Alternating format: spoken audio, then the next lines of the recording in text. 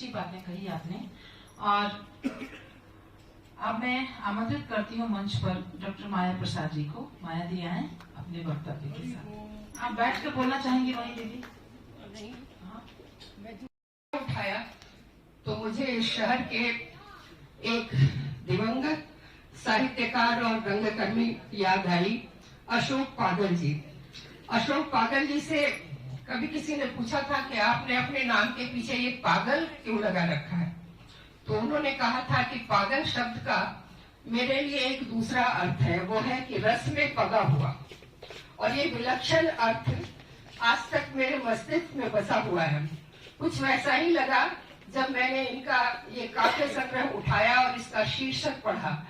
आमतौर पर अछूत हम लेते हैं अस्पृश्य होने के लिए, लेकिन इन्होंने इसमें जो अर्थ की वक्रता दिखाई है वो है कि जो छूने से बचा रह जाए, यानी जो जीवन में जो बहुत तरह के अनुभव होते हैं, वह संवेदना पर जहाँ जहाँ चोट पड़ती है उससे ये अछूते नहीं रह पाते। इस बात को कहने के लिए इन्होंने ये संग्रह इस रूप में आपके सामने रखा है और उसको ये नाम दिया है। मैं एक छोटा सा वक्तव्य लिख कर लाई हूँ और मैं चाहूंगी कि मैं उसे पढ़ूं। शायद वो औरों से थोड़ी अलग हो मेरी बात, क्योंकि हमने ये मान लिया है कि हम लोकार्पण के दिन समीक्षा नहीं करेंगे, हम आशीर्वचन देंगे। और उसी कोशिश में मैंने थोड़ा बहुत जो कविताओं के बारे में सोचा है वो यहाँ आपके सामने रख रही हूँ। अपनी बात में शहरयार की इस नज्म से ली गई पंक्तियों से शुरू करती हूँ।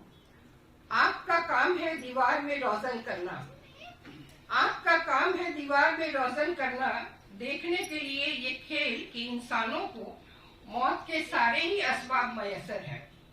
देखने के लिए ये खेल कि इंसानों को मौत के सारे ही असबाब मयसर हैं, मगर जिंदा है। प्रणव प्रियदर्शी के दूसरे संग्रह अछूत नहीं हूं मैं से गुजरते हुए मैंने बड़ी शिद्दत से इस बात को महसूस किया। सचमुच आँखी तो है कविता, अनगिन दीवारों से घिरा कवि मन अपनी रचनाशीलता से इनमें रोशनदान बनाता है और उसकी राह से पाठकों को दुनिया की स्याह सफेद तस्वीरें दिखाता है। कवि प्रणव ने अपनी कविता का परिचय इन पंक्तियों में दिया है। जब बाह्य अराजकता और भीतरी शक्तियों की विषमता से स्वयं एक प्रश्न बन जाता हूँ, मैं अपनी कोमलता को जिंदा रखने के लिए कुछ करने लगता हूँ। सच कहूँ तो कविता लिखने लगता हूँ।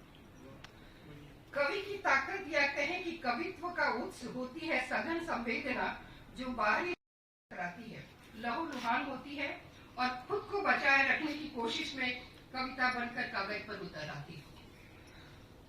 संग्रह की तीसरी कविता है इंतजार में है वक्त। अपने वक्तव्य और बनावट दोनों में ही प्रभावशाली बन पड़ी है यह रचना। हादसों के इतिहास के तमाम पन्नों को कांख में दबाए, हादसों के इतिहास के तमाम पन्नों को कांख में दबाए, हर आदमी के सिरहाने न जाने कब से खड़ा है वक्त। इस इंतजार में कि हम दृष्टि को देंगे अपनी आंख और निखालिस एहसास को निज के विश्वास की छाव। ऐसी अनेक अर्थ सघन कविताओं से समृद्ध है यह संग्रह।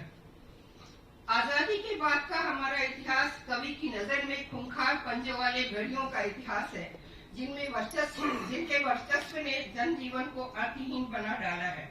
आज नीति गुलाम है, नैतिकता बेजुबान और सत्य परेशान।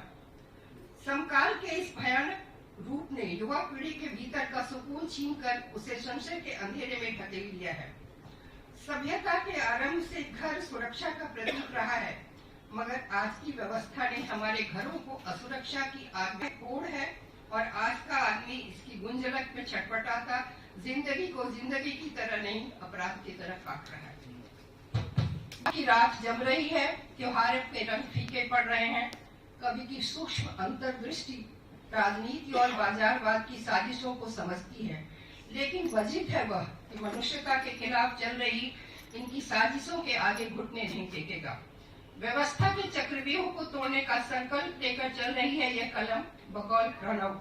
मैं जीना चाहता हूँ इसलिए चक्रव्यूह तोड़ना चाहता हूँ, मैं जीना चाहता हूँ इसलिए भी कि संवेदना को मरने से बचा सकूं। यही सूत्र है वो संवेदना को जिंदा रखना चाहते हैं। और मेरा ये मानना है कि अगर संवेदना नहीं है तो कविता भी नहीं है, या कोई भी कला रूप सृजन का कोई भी रूप नहीं है। हर रूप संवेदना से संचालित होता है। इसीलिए बार बार प्रणव कविता लिखना चाहते हैं और कविता को जीना भी चाहते हैं।